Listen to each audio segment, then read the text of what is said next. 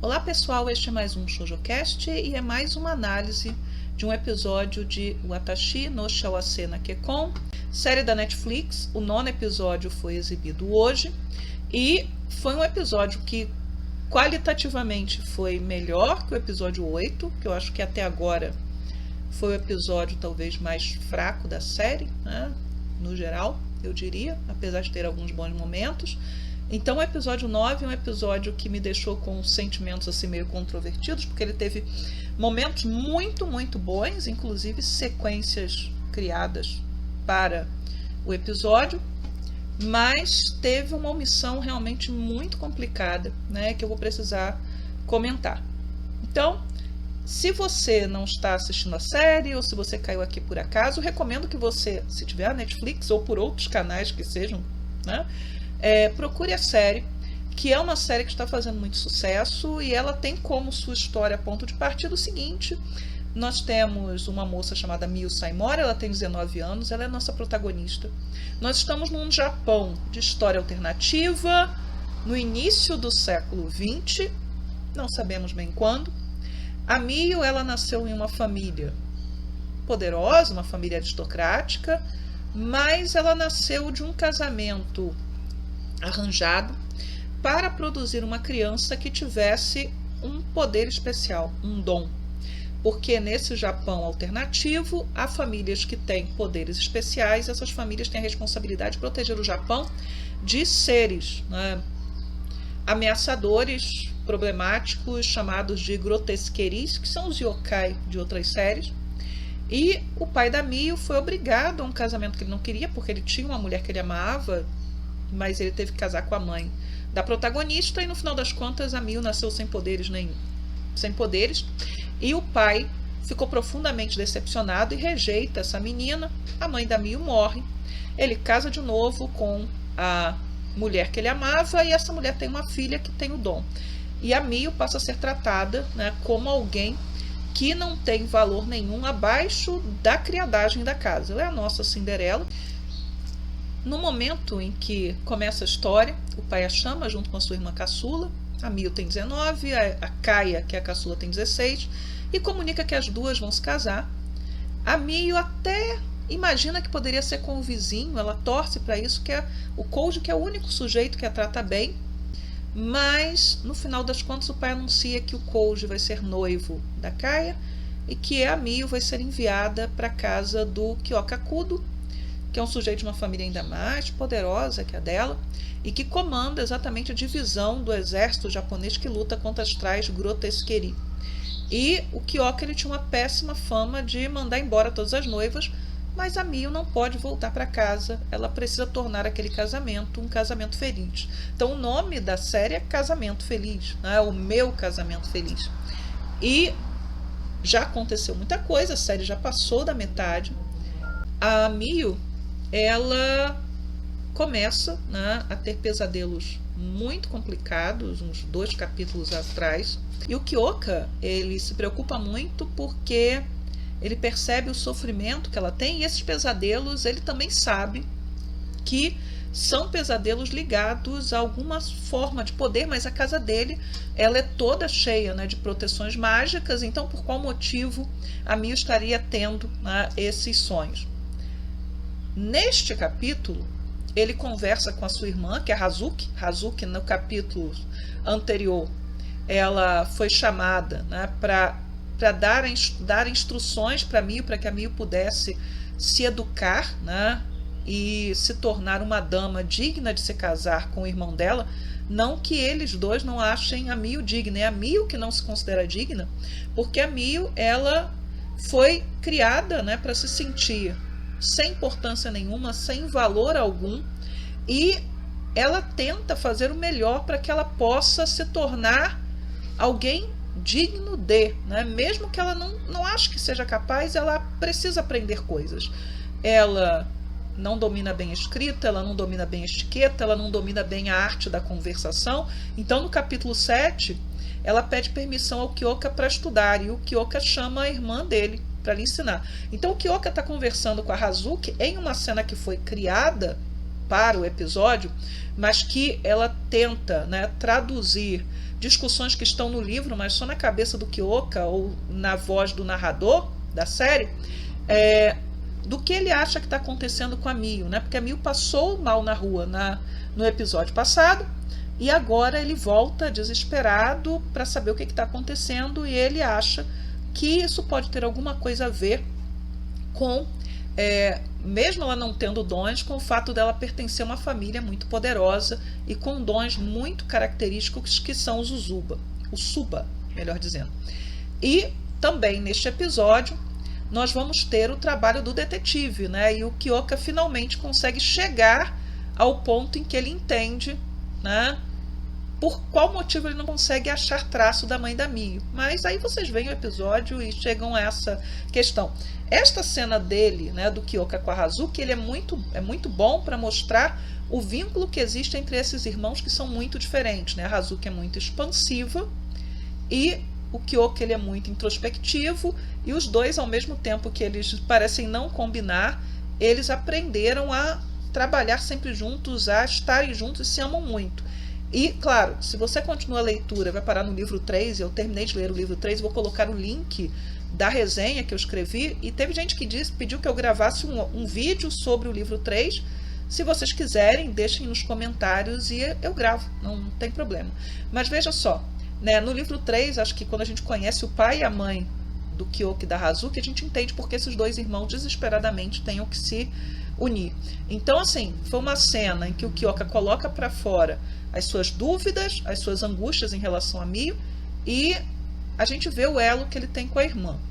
Esse capítulo ele também foi muito bom para mostrar uma coisa que é como a Mio ela está definhando por conta dos pesadelos, e neste episódio fica mais claro porque ela está se dedicando excessivamente a esses estudos como se ela quisesse compensar algo que ela deveria ter aprendido lá atrás e que lhe foi negado, porque ela foi tirada da escola pela família, né? Ela não aprendeu aquilo que se ensinam às meninas das boas famílias para que elas possam se casar.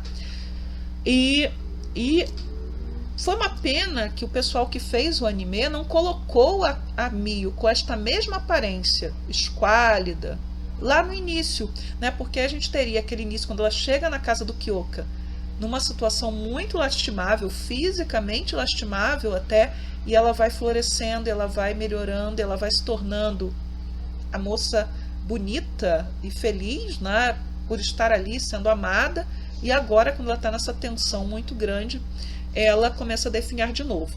É interessante nesse episódio também que o Arata, seja em cenas perfeitamente adaptadas ou com algum incremento a mais, né, ele começa a se mostrar, né? O Arata, ele pertence à família da Mio, né?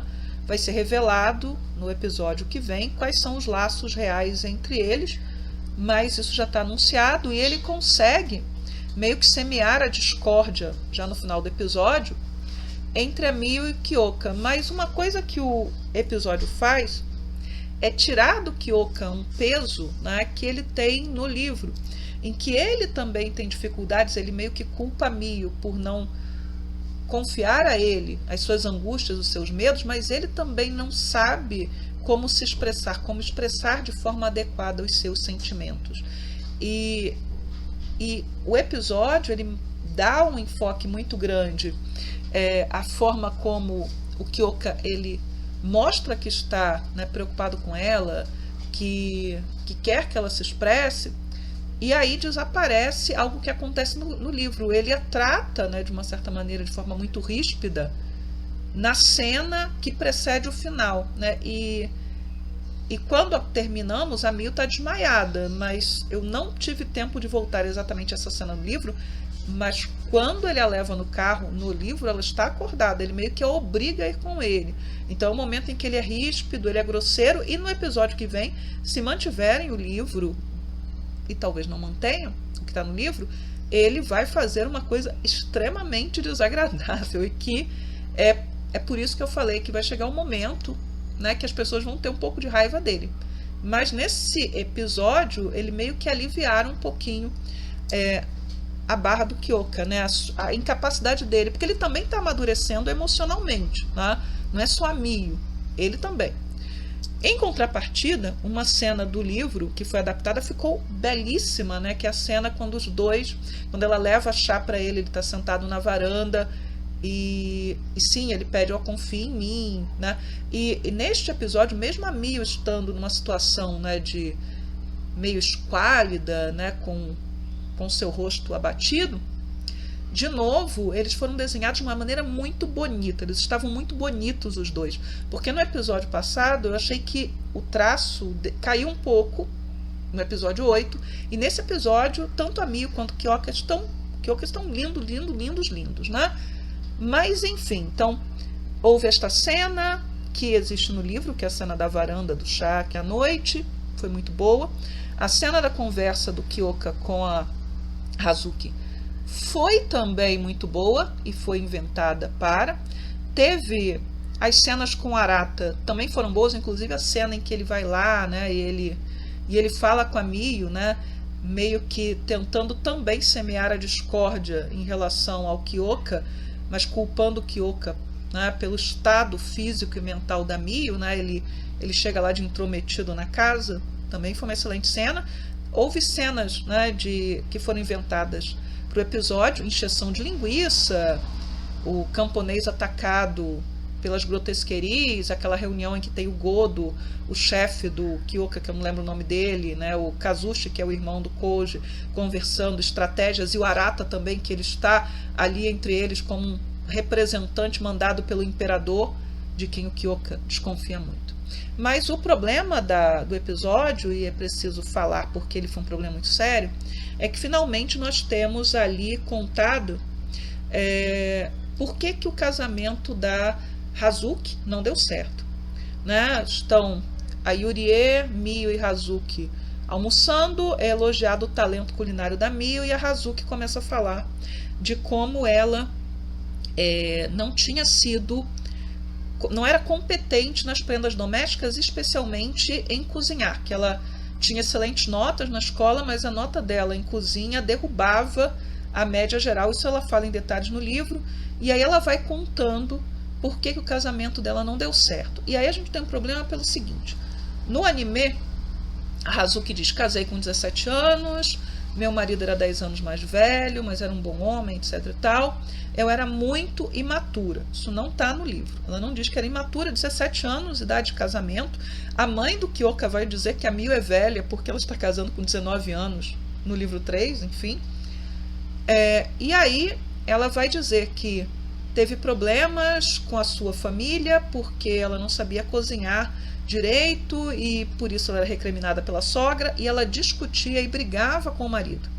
E depois, né, de algum tempo de casamento, depois de uma briga mais séria, eles se separaram, e meio que dá a entender que ela que quis sair de casa. O casamento acabou. Aí depois que ela foi para a casa dos pais dela, isso é dito, ela esfriou a cabeça e lamentou, né, ter saído de casa. Lamentou ter perdido aquele casamento, que isso é o que ela mais lamenta na vida.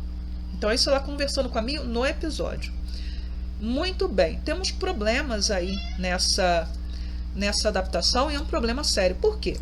No livro, o que é dito, e isso está meio que no anime também, que o casamento de moças como a Hazuki não era escolha dela, era uma escolha da família. Nada é enfatizado a respeito da idade, 17 anos, idade normal de casamento, tampouco da idade do marido, daquele tinha 10 anos a mais, mas a Hazuki diz que ele não era um homem bonito, mas que ele era um homem gentil, ele era um homem bom, e que ela tinha mais sorte do que moças que eram casadas com sujeitos detestáveis e que as maltratavam.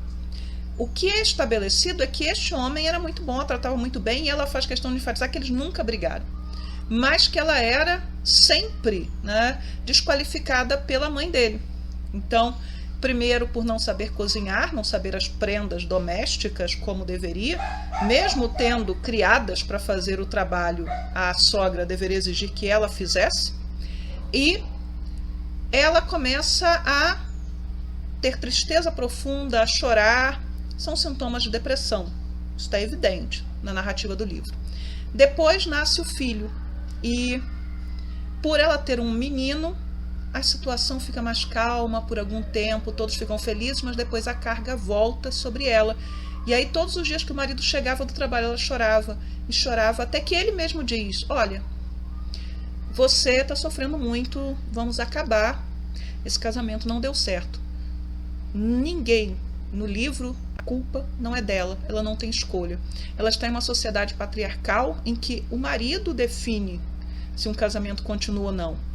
E as sogras, elas só têm poder porque elas servem para enfatizar qual é o lugar da esposa, da nora, porque elas já passaram por isso, e o poder que elas têm é um poder delegado pelo chefe da casa, seja o seu próprio marido, seja o filho, homem, do qual ela dependerá um dia.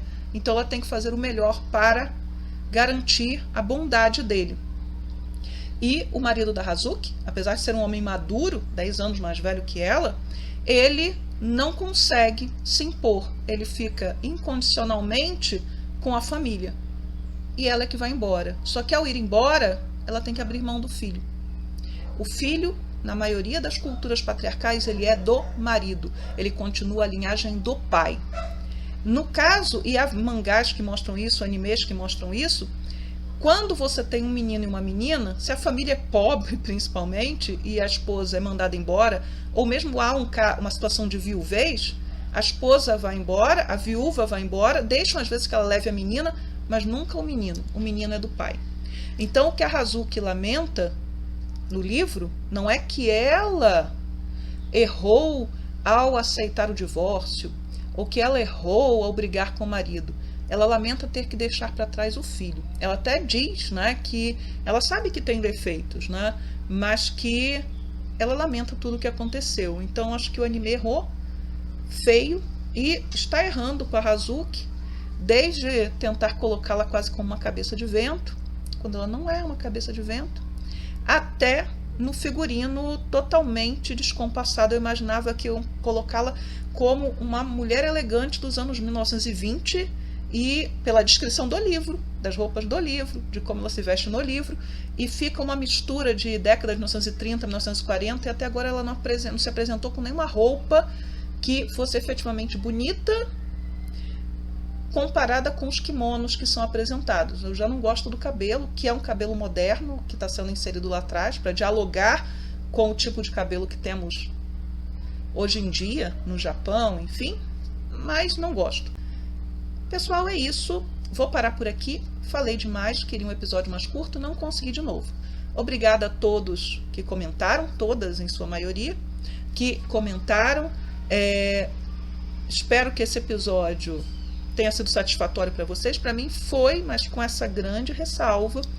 E semana que vem tem mais. Se você gostou, por favor, deixe like. Recomende o vídeo, recomende o canal. Tem um monte de outros vídeos aí mais antigos para assistir. E se quiserem que eu faça uma vídeo resenha também do livro 3, eu faço, mas por favor peçam nos comentários, tá? E é isso. Tchau, tchau para vocês. Até semana que vem.